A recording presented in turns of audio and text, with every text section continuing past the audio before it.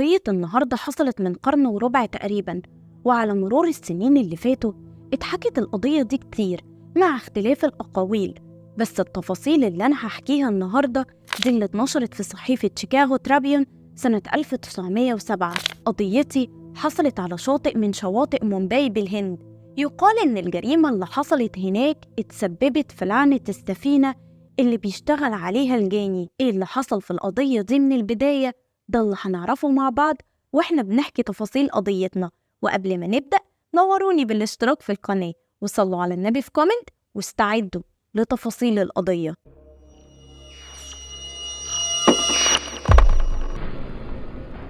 في نص شهر فبراير سنة 1907 اتحركت سفينة شحن معدات وآلات اسمها بير. اتحركت من ميناء هونج كونج. السفينة دي كانت بتقف على الموانئ اللي بتمر عليها، تنزل فيها معدات وتستلم غيرها، وآخر وجهتها المفروض يكون كاليفورنيا. على متن السفينة دي كان بيشتغل البحار نيلز نيلسون. نيلز في الأصل كان من السويد، لكنه سافر جميع أنحاء العالم، ومن كام سنة كده اشتغل مع شركة شحن في هونج كونج، وكان هو أقدم البحارة الموجودين على السفينة بير، ويليه على طول القبطان الروسي كافانسكي. السفينة بير اتحركت على مواني هونج كونج، وعقبال ما وصلوا لآخر ميناء هناك كانوا كل البحارة اللي عليها سابوها ومشوا، وبقت السفينة من غير ولا بحار، وما عليهاش غير نيلز والقبطان كافانسكي، وهم بس اللي عارفين السر المخيف اللي خلى كل البحارة نزلوا من على السفينة. نيلز والقبطان قرروا إنهم ما يقولوش السر ده لأي شخص، وطلبوا طقم بحارة جديد يكمل معاهم الرحلة لكاليفورنيا. وبالفعل انضم للسفينة بير طقم بحارة جديد من الأشخاص المطلوبين للتجنيد. نيلز والقبطان ما قالولهمش إن كان في بحارة قبلهم وغادروا السفينة. البحارة دول انضموا للسفينة نظراً لظروف التجنيد، فما كانوش على دراية كاملة بالشغل على السفن، وده اللي خلى نيلز والقبطان كل واحد فيهم يسهر يوم يتابع السفينة والشغل عليها. ومر على الحال ده حوالي شهر كامل، وما حصلش أي حاجة غريبة أو غير طبيعية على السفينة. وبدأ نيلز يحس إنهم هيوصلوا كاليفورنيا بأمان. وفي يوم في منتصف شهر مارس كان دور نيلز بالسهر على السفينة. وقتها السفينة كانت بتتحرك في المحيط الهادي.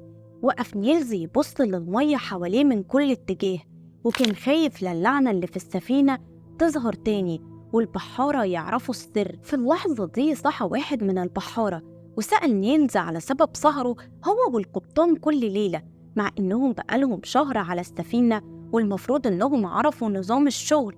نيلز طبعاً ما جاوبش على البحار، لكنه غير الموضوع وبدأ يتكلم مع البحار عن الشغل على السفينة وخططهم لما يوصلوا كاليفورنيا. كلام نيلز مع البحار هداه جداً وخلاه يبطل تفكير في لعنة السفينة دي. بس فجأة حس نيلز والبحار بطيف هوا دافي بيعدي عليهم. ساعتها ارتجف نيلز واتجمد من الرعب مكانه، لدرجة إن البحار استغرب من شكله وحاول يهديه، لكن نيلز كان متشنك تماماً وبيقول لنفسه إن اللعنة أكيد هتظهر. البحار طبعاً ما فهمش حاجة وفضل يهدي نيلز لحد ما جسمه فك من التشنجات. وبعدها بثواني سمعوا صوت صريخ عالي جداً جاي من أبو السفينة، المكان اللي فيه أوض البحارة. نيلز لما سمع الصريخ فهم إن اللعنة حلت عليهم، وكان خايف يتحرك من مكانه. بس البحار صمم إنهم ينزلوا يعرفوا مين اللي بيصرخ وإيه اللي بيحصل في الأبو.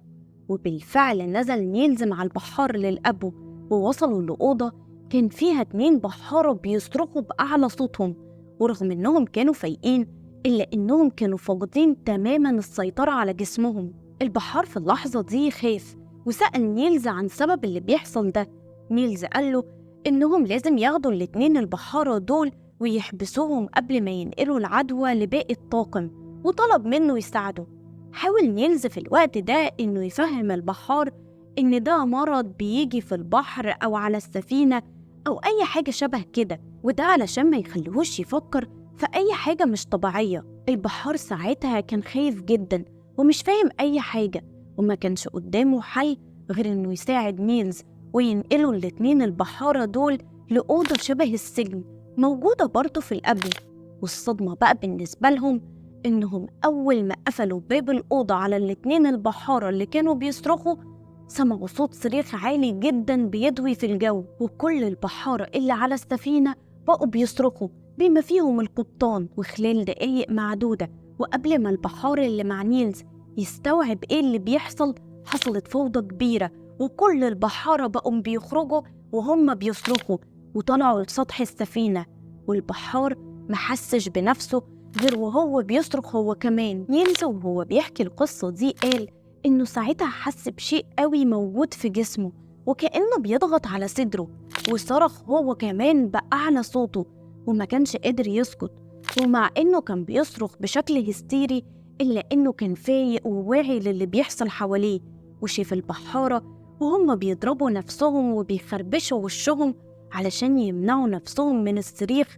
بس للأسف ما كانش فيه فايدة. وفي وسط الفوضى اللي حاصلة على السفينة دي، نيلز شاف بحار سكت فجأة وبطل يصرخ، وقعد على الأرض واتحرك على إيده ورجله بسرعة كبيرة جدا ونط من السفينة في المية. في اللحظة دي كل البحارة بطلوا صريخ وبصوا لبعض وهم مش فاهمين إيه اللي بيحصل، وما فكروش في الوقت ده في حاجة غير إنهم ينقذوا زميلهم اللي نط في المية. وبسرعة نزلوا قوارب الإنقاذ في المحيط وقعدوا ساعة كاملة يدوروا على زميلهم ده في المية، وللأسف ما لقولهوش أي أثر. ساعتها رجعوا البحارة للسفينة ووقفوا قدام نيلز والقبطان وصمموا يعرفوا سبب اللي حصل. كان واضح على نيلز وكافانسكي إنهم عارفين حاجة، وبعد تصميم البحارة إنهم يعرفوا إيه سبب اللي حصل، اضطر نيلز يتكلم ويقول إن السفينة فيها لعنة. وحكى لهم إن من 3 سنين بالتحديد سنة 1903 هو والقبطان كافانسكي كانوا على السفينة وراسين قرب مينا في مومباي.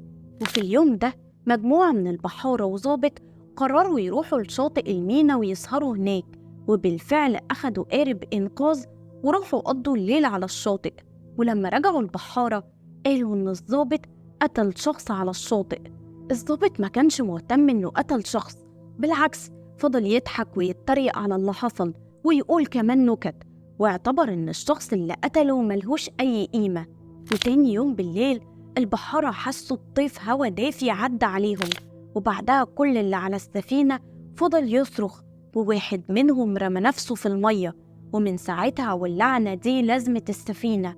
البحارة اللي على السفينة دلوقتي بقوا قدام الأمر الواقع، هم في عرض البحر على سفينة ملعونة، وكمان جربوا لعنتها وما قدامهمش أي حل غير إنهم يدعوا إن اللي حصل ده ما يتكررش تاني. بس للأسف تاني يوم بالليل حلت عليهم اللعنة، وبرضه الشخص رمى نفسه في المية، وبعد ما دوروا عليه ما لقولهوش أي أثر.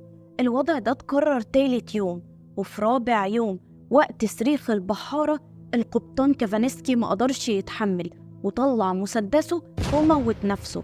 طبعا الوضع اللي على السفينة كان مأساوي، وواحد من البحارة اسمه بادان هو اللي تولى قيادة السفينة في الوقت ده. واستمر الوضع بالشكل المرعب ده لحد أوائل شهر إبريل، وأخيراً السفينة وصلت قرب مينا سان فرانسيسكو بكاليفورنيا. وأول ما بحار على السفينة شاف الشاطئ من بعيد نزل قارب إنقاذ وراح معاه 9 من البحارة وبعدوا تماماً عن السفينة بير، وحتى ما طلبوش بأجرهم في الرحلة، وكل اللي عملوه إنهم هربوا من اللعنة. أما باقي البحارة وصلوا مع السفينة بير لمينا سان فرانسيسكو ونزلوا جزء من الحمولة اللي معاهم، وكملوا مع نيلز لآخر مينا وهو سانتا مونيكا في كاليفورنيا.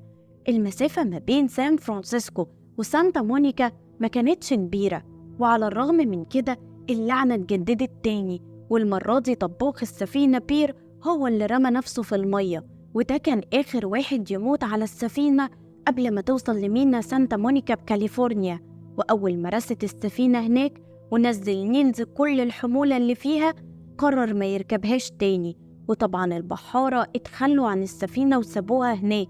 وقتها مراسل من صحيفة شيكاغو ترابيون شاف السفينة، ولما عرف سر سفينة بير المظلم كتب مقالته سنة 1907.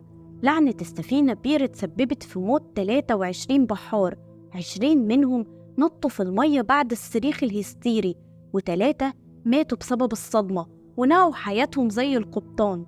بعد اللي حصل ده بير ما أبحرتش تجاريا تاني أبدا. الشرطة لما حققوا في موت البحارة اعتبروها قضايا موت عادية، لكن حقيقة اللعنة كان صعب تصديقها من ناس كتير. ولحد هنا خلص فيديو النهاردة، واتمنى أعرف رأيكم في الكومنتات، واشوفكم على خير في فيديو جديد.